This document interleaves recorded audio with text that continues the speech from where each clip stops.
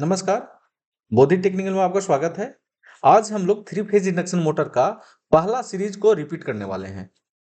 ठीक है, ये पहला सीरीज जो है ऑलरेडी हो चुका है। इसको हम लोग आज रिपीट करेंगे, मतलब दोबारा रिकॉर्डिंग हो रहा है इस चीज का। ठीक है, तो चलिए शुरू करते हैं। इस जो सीरीज है इसमें हम लोग बात करेंगे परिचय, थ्री फेज इंडक्शन मोटर का परिचय समझेंगे और उसका बनावट समझेंगे। ठीक है, तो चलिए इस सीरीज का शुरुआत करते हैं आज का प्रश्न से। तो आज का प्रश्न है, इंडक्शन मोटर किस सिद्धांत पे कार्य करता है? इंडक्शन मोटर जो है किस सिद्धांत पे काम करता है, ये आपको बताना है। अगर आपको जवाब इसका आता है तो कमेंट बॉक्स में बताना है। अगर नहीं आता है तो मैं इसका जवाब जो है वीडियो के अंत में बताने वाला हूँ। ठीक है, तो मेरे वीडियो के अंत तक बने रहें। तो चलिए शुरुआत करते हैं आज का सीरीज। परिचय में हम सबसे पहले समझेंगे कि three phase induction motor motor क्या है। ठीक है, तो ये एक प्रकार का क्या है,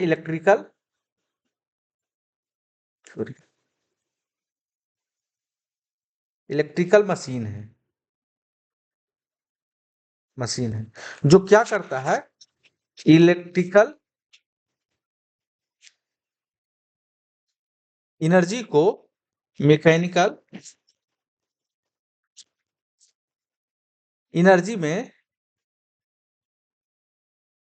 में कन्वर्ट करता है। ठीक है, थ्री फेज इंडक्शन मोटर एक इलेक्ट्रिकल मशीन है जो कि इलेक्ट्रिकल एनर्जी को मैकेनिकल एनर्जी में कन्वर्ट करता है। मतलब इसके जो इनपुट में, जो थ्री फेज इंडक्शन मोटर है उसके इनपुट में इलेक्ट्रिकल सप्लाई दिया जाता है, आउटपुट में जो होता है मैकेनिकल सप्लाई मिलता है। ठीक है, इसका जो पार्ट है उसको भी थोड़ा सा समझ लेते हैं। परिचय एक्चुअली देख रहे हैं, बाकी हम इसका अलग से भी बात करेंगे। इसमें पार्ट जो होता है, बेसिकली जो होता है ना, दो पार्ट होता है। मेन मेन जो होता है इसका दो भाग होता है। एक होता है स्टेटर स्टेटर होता है और दूसरा रोटर होता है। ठीक है, इसका भी दो भाग होता है। इसको बोलते हैं स्टेटर कोर। स्टेटर कोर हो गया, और इसको बोलते हैं स्टेटर बाइंडिंग। ठीक है, अब जैसे ये फिगर आप देख रहे होंगे, ये फिगर में क्या होता है ना, कि देखिए ये जो दिख रहा है, 3 पॉइंट दिख रहा है, ये इनपुट है। इसका इनपुट है। और ये जो सॉफ्ट दिख रहा है, सॉफ्ट में हम लोग क्या करते हैं, मैकेनिकल एनर्जी कलेक्ट करते हैं। ठीक है, ये बेसिकली ये आउटपुट है। जब इसको थ्री फेज सप्लाई दिया जाता है तो देखिए जो स्टेटर जो दिख रहा है ना, ये जो दिख रहा है ये स्टेटर पार्ट है। ये जो दिख रहा है ना, ये स्टेटर पार्ट है। और इसके अंदर वाला जो पार्ट है, जिसको मैं रेड दिखाना चाह रहा हूँ, ये जो अंदर वाला पार्ट है ना, ये अंदर वाला जो पार्ट है, ये रोटर पार्ट है। ठीक है, स्टेटर पार्ट जो होता है दो होता है, एक तो उसका कोर होता है और दूसरा बाइंडिंग होता है। ठीक है, जैसा कि आप इसमें देख सकते हैं, ये देखिए ये जो है बाइंडिंग है और बाकी जो इसके अंदर है वो कोर है। ठीक है, उसी प्रकार रोटर में भी जो होता है दो पार्ट होता है। एक क्या होता है, कोर होता है, और दूसरा क्या होता है, बाइंडिंग होता है उसका। ठीक है, उसका क्या होता है, बाइंडिंग होता है। तो ये इसका दो पार्ट हो गया। अगर और हम पार्ट की बात करें, मान लीजिए इसको 1 2 इसको 3 कर देते हैं, तो इसको हम कह सकते हैं, इसको सॉफ्ट कह सकते हैं, सॉफ्ट कह सकते हैं। चौथा में बीरिंग कह सकते हैं। पांचवा में फैन भी हो सकता है। ठीक है, तो ये सब, लेकिन मेन जो पार्ट है ना, ये दो पार्ट है, एक स्टेटर एक रोटर। ठीक है, इसका दो पार्ट है। अब इसको हम थोड़ा सा क्या करते हैं, इसको देख लेते हैं और डायग्राम से समझ लेते हैं। ये जैसे दिख रहा है, ये आपको फोटो दिख रहा है जो कि इंडक्शन मोटर होता है। ठीक है, इसको जो बोला जाता है टर्मिनल बोला जाता है। ये जो सॉफ्ट है, यहाँ पे पुली लगा करके यहाँ पे मैकेनिकल एनर्जी कलेक्ट किया जाता है। और ये जो पॉइंट दिख रहा है ना, टर्मिनल बॉक्स में इसका इनपुट रहता है।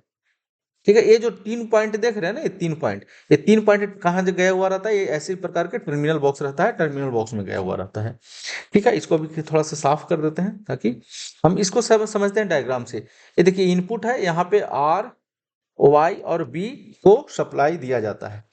ये सप्लाई कहाँ जाता है, सप्लाई जाता है इसके स्टेटर में। स्टेटर में जो बाइंडिंग है, बाइंडिंग को फ्लक्स मिलता है, और सॉरी वो वोल्टेज मिलता है, करंट मिलता है। और उस करंट के कारण बाइंडिंग क्या करता है, फ्लक्स उत्पन्न करता है।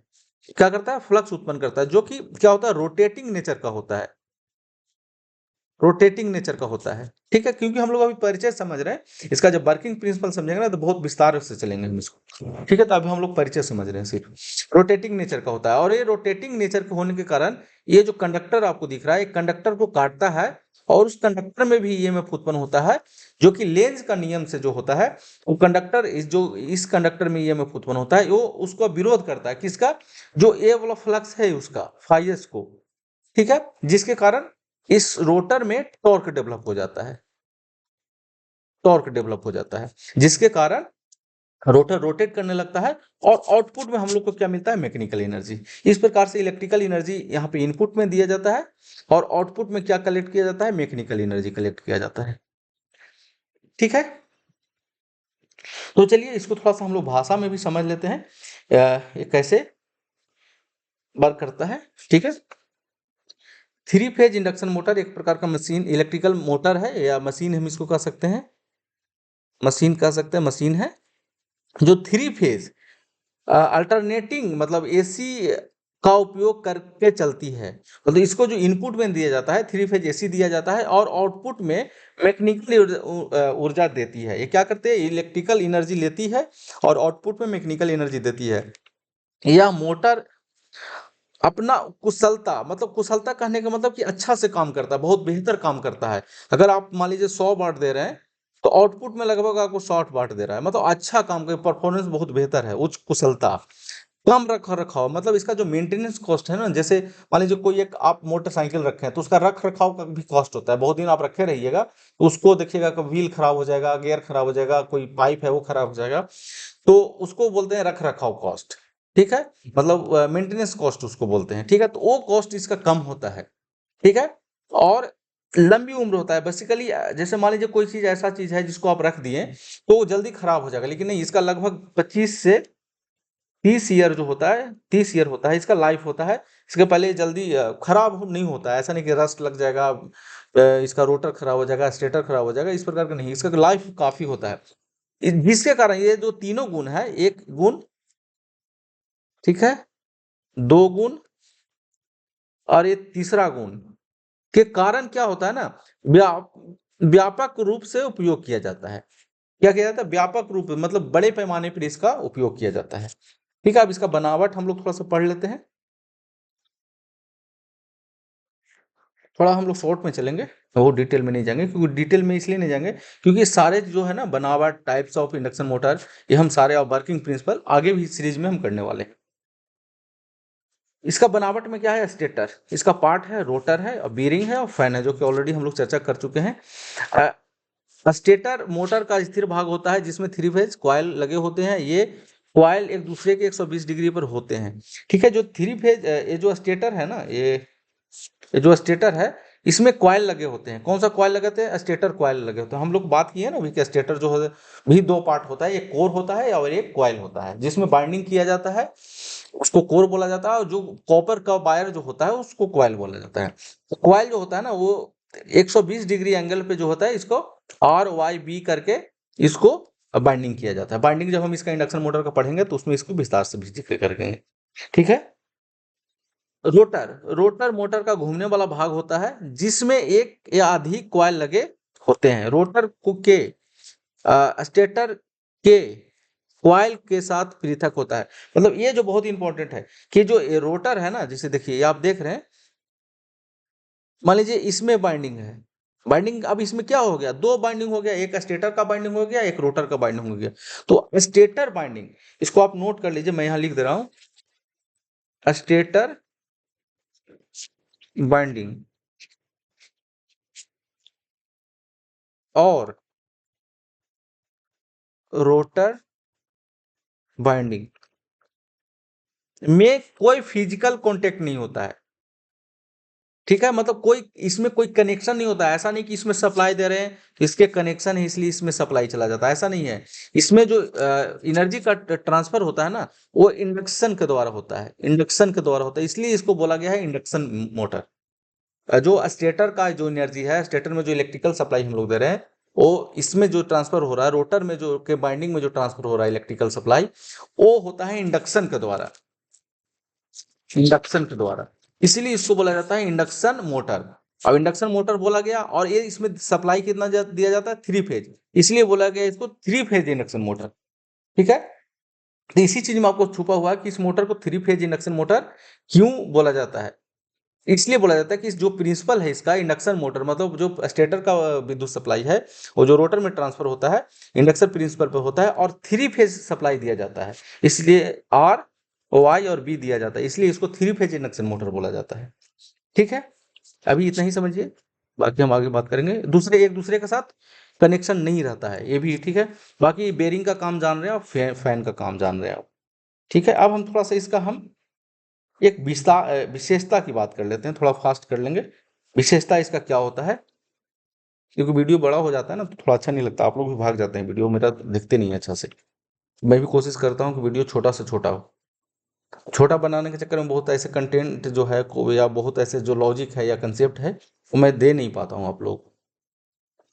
उच्च कुशलता, इसका कुशलता उच्च है, कम रख रखाव है, लंबी उम्र है और उच्च शक्ति है। इसका शक्ति उच्च है, मतलब इसका लिए ये जो मोटर है काफी बड़े बड़े मोटर इस्तेमाल किया जाता है।